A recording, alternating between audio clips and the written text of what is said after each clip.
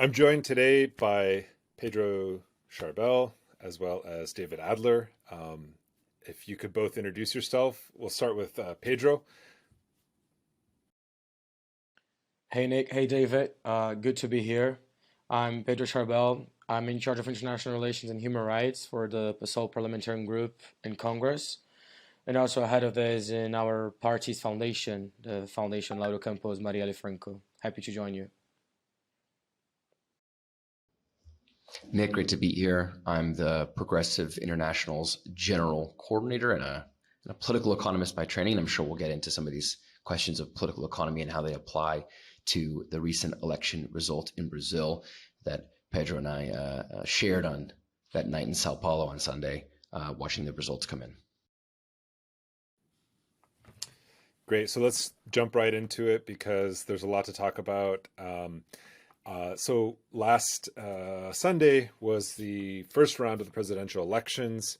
I believe Lula da Silva was leading by at least 5 million votes, if I remember correctly, which is a higher, and then he had like around 49% of the total vote tally, which was more than he's gotten in previous presidential elections. But let's start with Pedro, and maybe just a quick reflection on Sunday night's results and what they mean for the upcoming second round at the end of this month.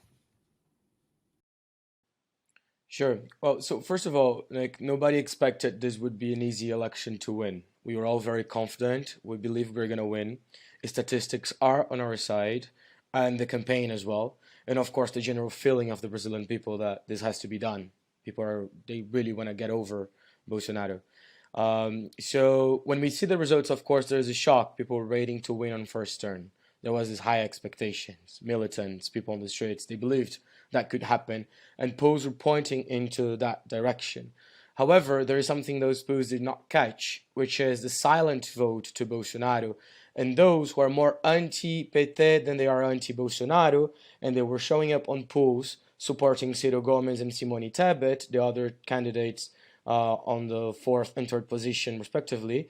And in the end, we believe some of those votes migrated directly to Bolsonaro. They knew the third way was not possible. It wouldn't go to the second turn. So they decided to make their votes more useful, voting directly to Bolsonaro already. So expectations are that those who voted for Simone Tebet and Ciro Gomes in the end will now migrate to Lula, and we can win some other indecisive votes and win over abstention as well a little bit.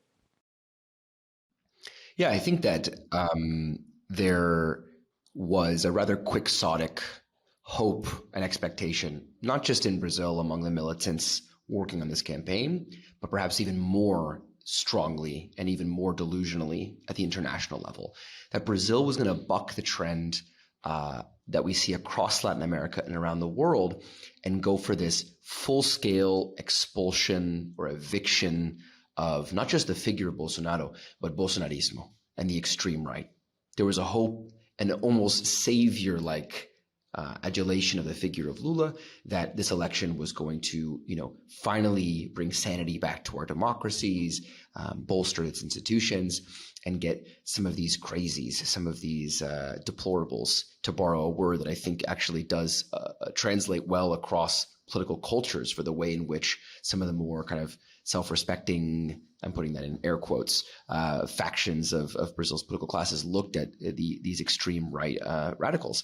And lo and behold, just like in the United States and elsewhere, we're not seeing the whole-scale eviction of these characters. Pedro mentioned some of the strategic voting that led to Bolsonaro overperforming in his own rival to 43 and pico percent in this election. But it's critical to emphasize that down ballot, you saw a lot of these really wild characters, people like Damaris Alves, the former minister for women, who thinks that the church should be governing the state, that boys should wear blue, girls should wear girls, and abortion should be illegal and under all circumstances, including rape. Sergio Moro, former Bolsonaro ally, now having declared his support for Bolsonaro in the second round, who was the architect of the Lava Jato prosecution that put Lula in prison on false charges of corruption. And many other desultory figures, kind of cretinous figures from the Bolsonaro right.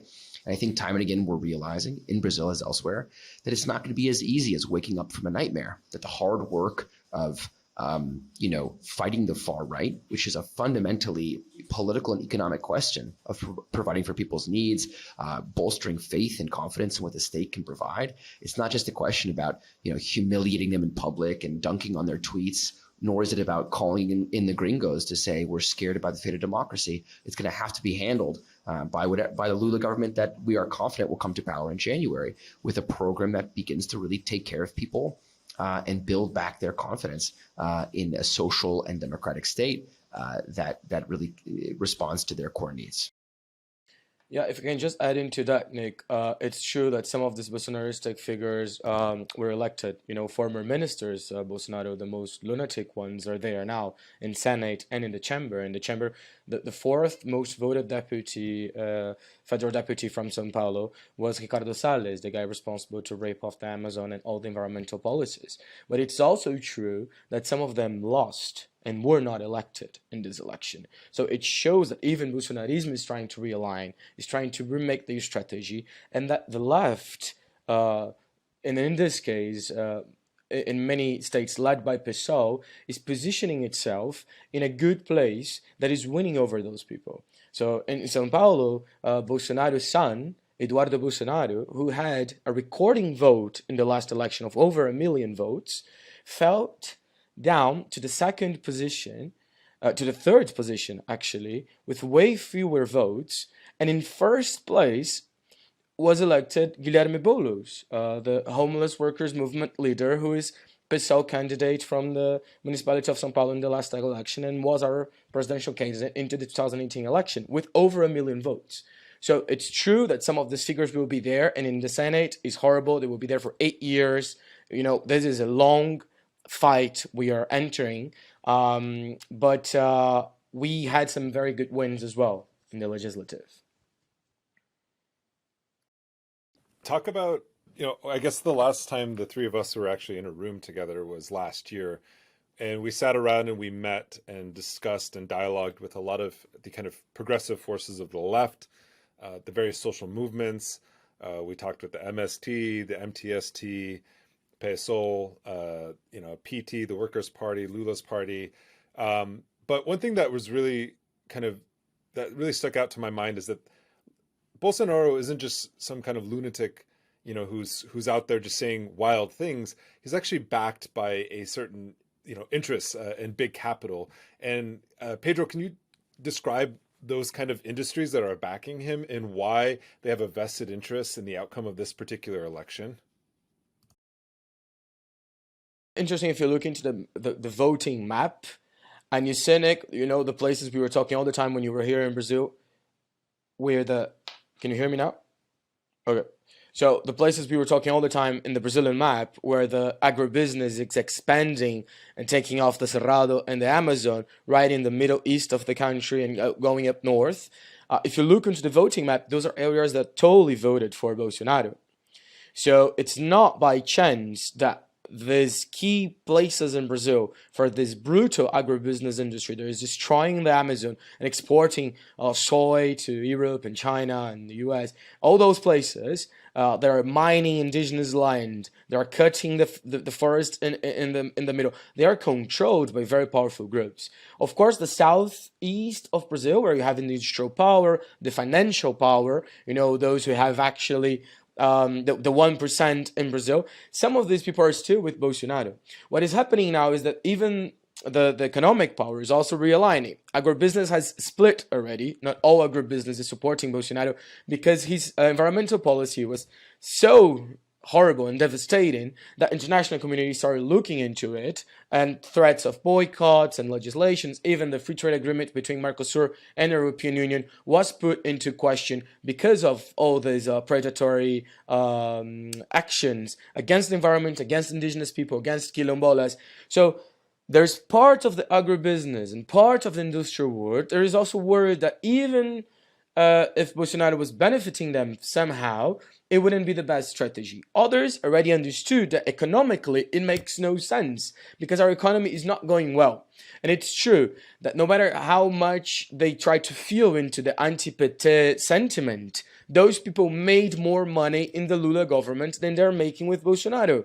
Economy was going better. People had money to circulate the economy. Internationally, Brazil was better placed. We had dollar reserves. We paid our debts. We were at some point between the biggest economies in the world. So even the economic class is now realizing that Bolsonaro is not a good path. And there's a second argument, and I'll finish with that, is that they're realizing that even if they want to get away from PT, Bolsonaro is a threat to democracy. So some of these people are understanding that if they want to present a third way, if they want to replace PT and Bolsonaro, it might be the case to win with Lula now, to preserve democracy, and then try to get into power. So there's a movement going around this, and we hope that some of these people will support Lula, even if before they were silent about it. Yeah, a few reflections. I think it's been really fascinating in the past few months to see these deep divisions in the Brazilian bourgeoisie that are not like affective, but are very clearly about the architecture of Brazil's national and international political economy. Agribusiness, which was hugely supported by this government, in terms of the way it restructured the economy, whereas other kind of industrialists, depending on more international finance, who are much less interested in defending the political economic project of Bolsonarismo. So you can see these really interesting fractures and fragmentation as some people jump ship. Certainly, capital was well aligned behind Bolsonaro in 2018. Now many of them are jumping ship and coming on to support Lula. But that said, I think it is fascinating to look at this map and look at the ways in which even the most elite interests are fragmenting. Brazil remains a fundamentally Brazil's political system remains a fundamentally class-oriented system, right? You can see a clear linear relationship between class and Bolsonaro voting, or Lula to Bolsonaro voting, right? So Brazil's poorest classes across the country are voting for PT, are voting for the program that Lula is putting forward, that Lula and this coalition project are putting forward, which is effectively the most urgent social crises. Homelessness, hunger, and health are really the top priorities in addressing the disaster that is Bolsonarismo, and people who are wealthy are overwhelmingly supportive of Bolsonaro. These are the people who, ride their loud motorcycles to the streets of Rio de Janeiro to go to the 7th of September rally to, yell racist slurs and call for the slaughter of indigenous people to, steal the resources underneath their feet. So I think that this is a very class-aligned country in ways that to many listeners in the so-called global north or in the United States may be used to like education polarization, and it's really not where we're at here in Brazil. I do think that there's something worth considering, and here maybe I depart from Pedro, who I think is making a very effective pitch for what this for where the country needs to go, which is I think that.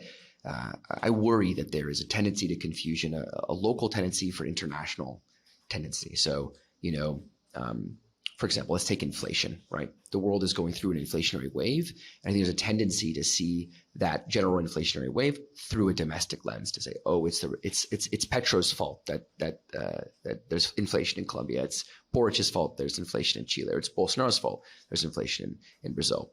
I think that what's really interesting about Bolsonarismo is that because of the pandemic and because of his absence of leadership and effective management of this country, like the economy was destroyed, and the claims of genocide, the legal case against Bolsonaro for his criminal handling of the COVID-19 pandemic has advanced as well, right? And all these social issues became social crises under his leadership. But I worry there's a tendency to read that history backwards as opposed to forwards. If the pandemic didn't happen, would Bolsonarismo have been such an unstable mode of political economy that some of these bourgeois interests would have jumped shipped? Would it have been possible for Bolsonaro to actually hold on to power, not just hold on to power, but actually bring on more support of the armed forces support that he cannot call on now, that he does not have the depth of support from the generals and elsewhere to lead the kind of military or armed coup that maybe he would have wanted to lead to hold on to power. So it is true that Brazil's democratic institutions are holding out resilient in the face of Bolsonaro's claims that, there's fraud and manipulation and they're trying to steal the vote, a la Trump in 2020. But I think that it's important to consider a counterfactual, where if the pandemic didn't happen, if some of these general crises in the global economy weren't to be so severe as they are now, would we see a position where Bolsonaro could advance with even more power, even more gall, even less shame to attack these basic institutions? And I think that engaging that counterfactual is critical to get to a really realistic assessment of where the institutional infrastructure in this country is at. So I think, all these things have combined to make a deep crisis for Bolsonarismo, a crisis that many of us assumed would have led to a great defeat of all of his candidates. But I think that Pedro is right, that what it did is all these crises basically revealed in the truest colors just how unstable the class bargain of Bolsonarismo really was. Massive accumulation for the top percent, while the total neglect for the bottom. And I think it's out of that desperation that we're seeing a new realignment of class interests in this election. Yeah, and many are making parallels between Bolsonarismo and Trumpism, or the Trump movement. And David, you're the executive director of the Progressive International, and I've heard you say in others scenarios and circumstances that we're trying to build a kind of progressive wing, a global wing, and a front, while we're working against a reactionary international. What are the parallels between Bolsonaro and Trump? But also, you talked about this kind of deepening crisis in Brazil, given the COVID-19 pandemic and the structural kind of issues with inflation, et cetera. But, we can go back to the 2020 election in the United States, and some might argue that, that the pandemic might have been the cause for Trump's defeat. But despite that counterfactual, the evidence remains that Trumpism is here to stay, right? And it's a force in American politics and in the world that it doesn't seem to relent in this moment in time. So the parallels are interesting to consider. I'd also love to hear Pedro think about what these parallels are. Some people try to say, you shouldn't make these kinds of comparisons, but I think that there's a shocking degree to which both the style, the rhetoric, the approach, the disregard for institutional frameworks, the resort to thuggish tactics, and ultimately the puppetry for broader material interests that stand behind the project of both Trumpism and Bolsonarismo, I think make for very, very powerful parallels, as well as the affective love. So to me, there's one, we could talk about parallels. We could also talk about causal effects. The line here is that, I don't know if you've seen this as well, circulating, Pedro, that Trump's endorsement actually had a significant shift in the vote here in Brazil towards Bolsonaro. That obviously Trump took credit for it later on. I don't even know what social media channels he's using these days. Somehow screenshots always appear on my feed, but he was like, yeah, you're welcome for basically helping you get through to the second round and prevent a first round victory for Lula. But I do think, insofar as my job and my life's project is try to build these left international infrastructure to combat that new reactionary international, it's really important to consider this counterfactual where Trump is president and Bolsonaro is contesting an election. I think it looks completely different.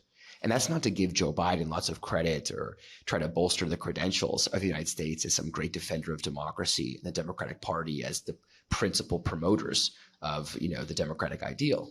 It's to say that there is a kind of mimetic or isomorphism. There is a way in which mimesis does play a critical role in the advance of these right-wing groups, as well as the explicit support in, kind of more hidden financing. There's a way in which the knowing that Trump is there deploying those same tactics, and that were you to go those 9 yards and call in for whatever, the military police or your militias, right? One stat we shouldn't forget is that the amount of arms circulating through Brazil tripled, right, in the past few years under Bolsonaro, right? So the formation of these violent militias, calling on those, knowing that you're going to have the support of the most powerful person in the hemisphere. The line that we heard over and over again was, "There's not been a single coup in this hemisphere that has happened without the support of the United States. Not one." Right? So I think to me, it's less interesting to say, oh, are they the same? Are their political traditions the same? Or even are their political coalitions the same? Although it is interesting to note how the similarities between the kind of underlying economic class orientation of these projects, but also to think about the ways in which their fates are tied together. And I just don't think Lula government comes back to power with the certainty of safe and peaceful democratic transition that people have here now in the context of a second Trump presidency. And I also agree with your earlier analysis, Nick, that in the absence of a pandemic, we get a second Trump presidency. I just think that there is this tendency to think that this is all just too crazy to be real, that our countries are veering into madness, that there isn't a clear project at work from the far right and a clear failure of vision from other parts of the political spectrum that are supposed to be managing the interests of the people. And it's going to take deep grappling with what those things are, as well as the emergency measures that Lula hopes to introduce to address these social crises like health, housing, and homelessness. Health, homelessness, and hunger that will try to beat these things back or rip them out at their roots. Yeah, Nick, I agree that we should use this comparison, and I think it's a good one for two reasons. First, because they're very well connected, and we need to talk about this connection. We need to talk about the role Cambridge Analytica had in the elections in 2018. We need to talk about the fact that the Bolsonaro family goes to the US and Saudi Arabia to meet with the Trump people, and that these people are actually working together on strategy. This is, no conspiracy theory. They are publicizing this openly on their social media. They are bringing, Fox News people to Brazil and having head of state ceremony for them in the presidential palace. This is happening. So this is a true connection, and they look into Trump as an example, and they learn from his mistakes. I tend to disagree a little bit about how the pandemic is such a good contrafact for the Brazilian context. It's absurd, but Bolsonaro's health minister, Pazuello, was responsible for hundreds of thousands of deaths because he did not buy vaccines. And he was openly promoting chloroquine as effective medicine when everybody knew and it was totally proved that it wouldn't be effective. This guy, as minister, was talking to people every day about it. And he was elected with a very significant amount of votes. And he's now in Congress.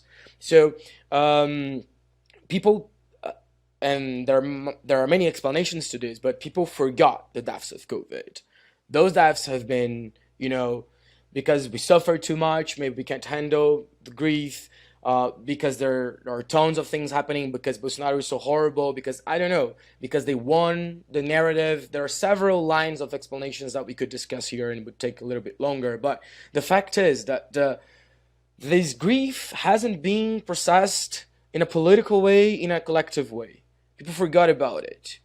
People forgot about the pandemic and what Bolsonaro did not do deliberately to help people during that period. So it's shocking, but even in the presidential debates, it wasn't a key issue. Bolsonaro was deviating from this. The campaign was deviating from this. The fake news, deep web things where they're all working and sending WhatsApp groups to our aunts and grandpas and leading people to vote wrongly are pushing the same buttons they were pushing during the pandemic. So in some ways, it helped them to radicalize. It helped them to solidify a base. It is true, however, that those more liberal supporters of Bolsonaro left him. But some of these people are too anti-PT to just go and vote for Lula. So they are the ones we need to convince now. They are the ones we are targeting now. And this is why it's so key to talk to them. And then there's a second parallel that we can make with Trump, besides these connections that I mentioned, is that we might have multiple capital events, such as the one you had in the US. The difference is our institutions are not as strong as the US institutions to deal with this lunatic coup attempt or defying the results of the election attempt. And in Brazil, the military polices are not under federal control. They're under the province's control. And some of these polices are already known to be very Bolsonaristic and with no control under their governments. There are, as David said, absurd numbers of weapons circulating among civilians now. We have more weapons on the hands of civilians than we have on the hands of the state. And these weapons, they circulate on specific places called firing clubs. Those firing clubs are Bolsonaristic bubbles that nourish and fuel the anger and fake news and everything, and the hate and the violence. And these people are talking about reacting. And Bolsonaro is following them, saying, if I don't win, there was a coup. If I don't win, the votes weren't valid. So that's the discourse. He's using the Trump textbook here. So it's important to talk about this parallel as an alert. As you know, like, we need the international community to immediately recognize these results. Our election system is totally safe. Lula will probably win, and we need this to be recognized as hard and as fast as possible to diminish the risk of all these capital events around the country. The military police, I'll give you in a second, David, but the military police, during the election, tried to arrest our candidate, the most voted federal deputy, Guilherme Boulos, in Avenida Paulista, in the heart of São Paulo, alleging he or his supporters did something against someone who provoked them. But there was no mandate, there was no legal reason. The military police can't arrest someone for investigation. And they tried to arrest the guy who was leading this election. So we don't know how these institutions will behave. But we do know that the military won't launch a coup, as Bolsonaro wanted. We know that. So we need to watch and we need to be careful. Political violence is a reality in Brazil. At least 3 people were deliberately killed by Bolsonaristas during the electoral period, and several others were threatened. So this is a threat, and we can have multiple capital events that we don't know how the military police will react, and therefore this metaphor is not only useful but needed to alert people on the needs to preserve the Brazilian electoral results.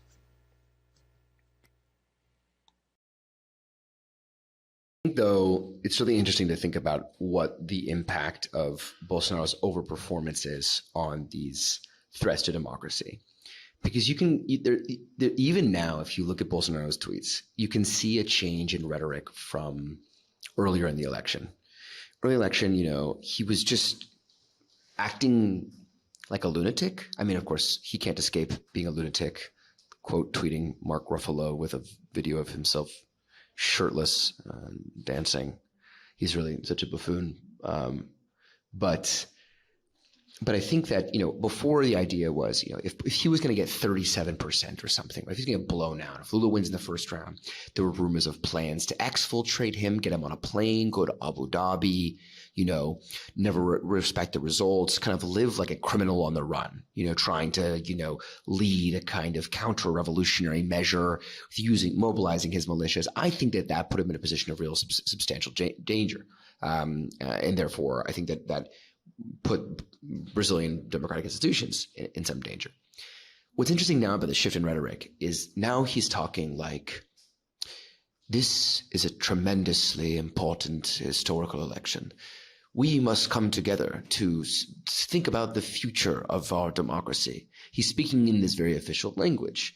I think it's, what 43.16 or whatever percent means is a kind of authorization for Bolsonaro to claim this space as a true national level, endorsed figure, right? He may be a buffoon, but I think that there is a sense in which he now seems to represent such a huge block. such a pillar of a political system that is so diverse and so vast that, instead of being this kind of like wrecking ball, now he looks more like an immovable object. And the question is going to be how Brazil's popular forces begin to dismantle that pillar, begin to just break away at the base of its support, because it can't just be chased out of the country, right? This is going to be a close election. And so I think there is a case to be made that the proximity of Lula and Bolsonaro in that first round and coming into the second round means that that increases the likelihood that he pulls out some extra tricks to hang on to a little bit of power, if it's dangling on the threshold, and that gives him room to make a claim of fraud that's really mobilizing to his base. But I think there's another claim that could be made, that the strength of that result, the overperformance in the first round coming into the second, gives him a chance to say, like, look, you can't do anything to me.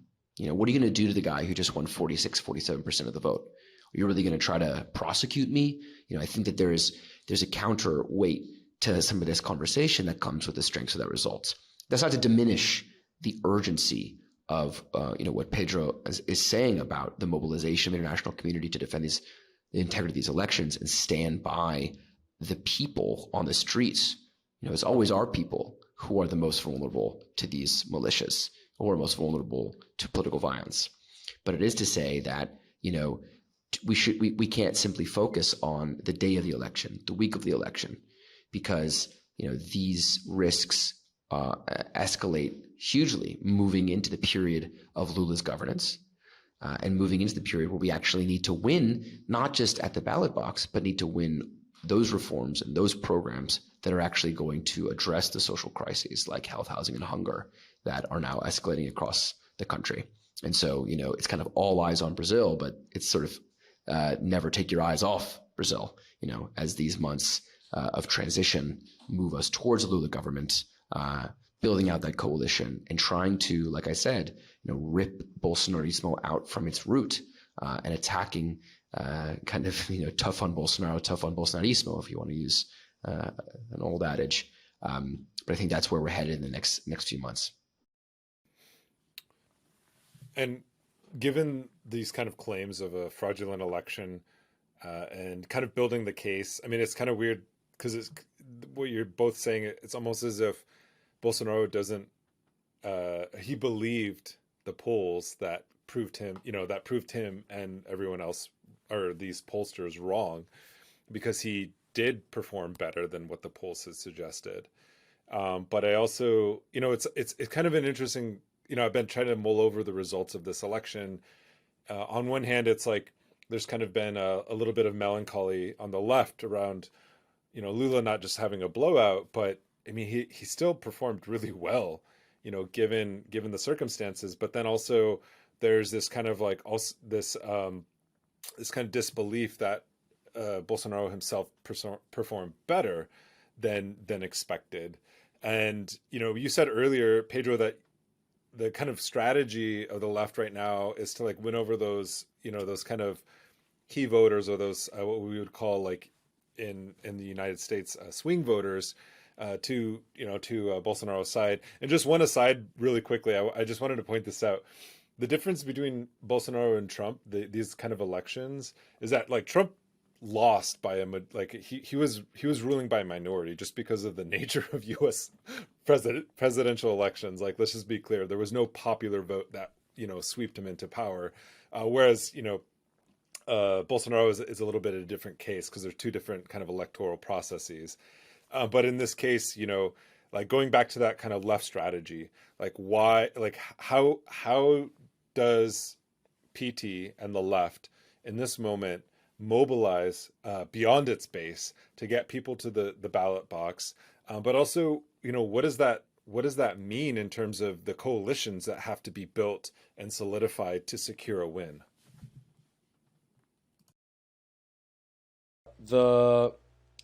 In Brazilian history, no president, since the redemocratization after our dictatorship, all presidents except one time won elections in the second term. So this is normal in Brazilian elections. It would have been an exception to win over Bolsonaro in first term. So it's true there was a bit of melancholy, but those, we were already prepared to this because it would be such an exception that was so hard to imagine it would happen. We're hopeful, of course, we wanted that, but we knew it was really, really hard to happen. And the second thing that happened, which is also exceptional, is that for the first time, a presidential candidate who is in opposition won the first turn. Usually, in all Brazilian history, when we have second turns, which we always have, it's always the situation who is ahead. So Lula won it, and he did not win by a small amount of votes. We're talking about over 6 million votes, and this is a lot. So there's a strategy to multiply some of these votes in areas that historically support Lula.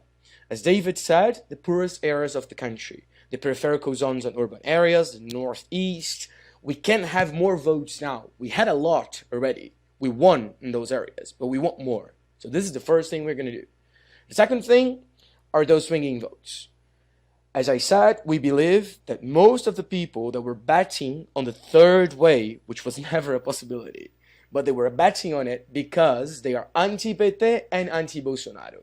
They did not want to press 13 on the day of voting. So we need to convince these people to vote for Lula now. Why we believe we can do it? Because if you see the polls, the amount that Bolsonaro grown has a lot to do with the amount of those two candidates from the third wheel, I quote, getting lower.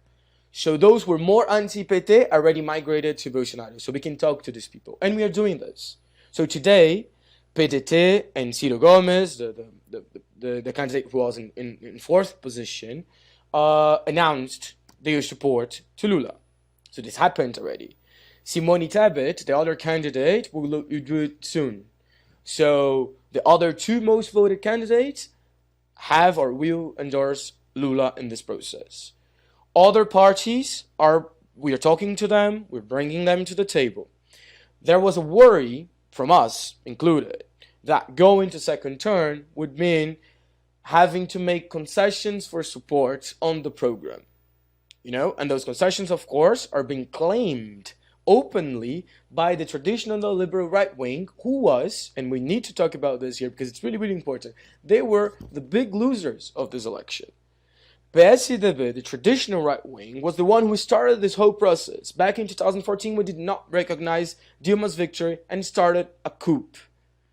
What came after was Bolsonaro, and they lost the ground to Bolsonaro. The vacuum they created was not occupied by them. They lost the election. PSOL Federation has today more people in Congress than PSDB has. This is how much we grown, this is how much they lost. So we need to talk about the fact that PSDB and all these people, now they need to get together and realize that the future of democracy and even the future of their parties lies in electing Lula. And we are talking about it, and you're understanding it. And there's a key person here, Lula's vice president candidate, Geraldo Alckmin, who is former PSDB. He's now in another party who is in the center left, and he's talking to these people. So let's see the role that he will play in the state of São Paulo, where he was governor, and his party was governor. They governed São Paulo for over 20-something, 30 years now. Since I was born, they are governing the state of São Paulo. And for the first time, they did not go to the second round. So these parties now are as well important to reconfigure Lula's support. And of course, we always aim to go into more votes that did not happen. So abstention, those who did not vote, we're getting to these people. Key points here, we need to talk about the economy.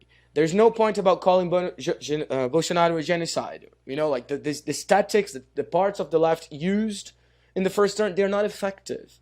We need to talk to people about their real situation. And it doesn't matter if they are neo-Pentecostal, evangelical, very conservative people. They know the situation in the country is way worse than it was when Lula was governing. They know that things are more expensive, that there are no jobs, that inflation is higher than the average internationally. People are feeling this.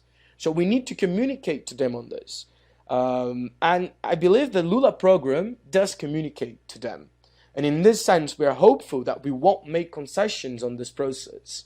And people, of course, the neoliberal media are pressuring for answers around this. They want Lula to commit on who's going to be the president of the federal bank, the central bank, the Ministry of Economy.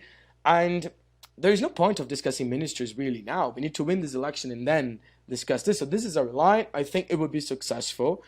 We do believe that if you look into the math and you look historically in elections in Brazil, there is no chance that a second candidate can win over in a second turn like this, unless we, of course, have some unsolid, unpredicted event. So we are very confident about the results. The question is how much we will win over him. Because the more we win over him, the more fragile they will be, not only on their coup attempt, but in the whole process of destabilization of the government. And as David said, our work is just beginning. After winning this election, they will try to pass so many bad bills in Congress to destabilize the upcoming government. And then on 1st of January, it's really hard to imagine Bolsonaro just passing the presidential symbol to Bolsonaro in a normal situation. We don't imagine that. So we need to be very prepared to that. And so besides having more support from those parties, we need to keep mobilization on the streets. The people will have to go to the streets to defend this government, to defend the measures that we need to rebuild Brazil. They won't be easy to approve in the Congress that we have, but they are possible if we have public pressure and if we have a solid effort from Lula in Congress. Oh yeah, just final question because we're wrapping up here, and I know you both have to go. So just a parting question. Final thoughts, David. What does a Lula presidency mean, and what does more years of Bolsonaro mean? I think it's so critical that we get beyond the procedural concerns around democracy, non-democracy, which I already think play way too much into the Joe Biden Cold War rhetoric around a free world and a slave world, a democratic hemisphere and a communist hemisphere, and start talking about the program. Pedro has emphasized, and I totally agree, that what's going to win people over in this election is going to be talking concretely about how you're going to provide food on their table, shelter over their heads, a good job, and a decent education for them. And these happen to be the same things that those sectors of empire, you might say, don't want us to talk about. They don't want us to talk about what the program of this Lula government is going to be. They don't want to talk about what it's going to require, what kind of concessions from the international financial system, from transnational corporations, and of course from domestic capital are going to have to make in order to ensure the survival of the Brazilian working class and its popular movements. And I think it's critical that we begin to turn the procedural concerns around, is this an election that has integrity and transparency, towards what are people asking for on the streets and how can this legislature begin to deliver it? Because as you saw for yourself, Nick, when we were here in Brazil, so much the Brazilian political class, the so-called Centrão, they live off of dodging these programmatic questions, right? They love to just keep that stuff on the sidelines. They'll horse trade. Pedro walked us through, I think, very elegantly through the crazy horse trading that's happening now, right? Trading favors, trading celebrity, personalities, trying to ensure political party support up here, whatever. Can we get these votes? Can we move the block of the PSOL, et cetera, right? And that is all a game to distract the political class and especially the media from speaking about the very basic issues of political economy in this country. And so what we can hope from Lula is enough of these distractions, enough of these stories about, basic procedure, Bolsonaro bad stuff, and start talking about how are we delivering on a program in this country, and then, through this Lula government at the level of Latin America and the world, that is providing for people over and above the interests of capital that are so well served by the media here in Brazil and certainly internationally. I think that's our challenge on this podcast in the political struggles that Pedro leads between the MTST and the PSOL and then far beyond.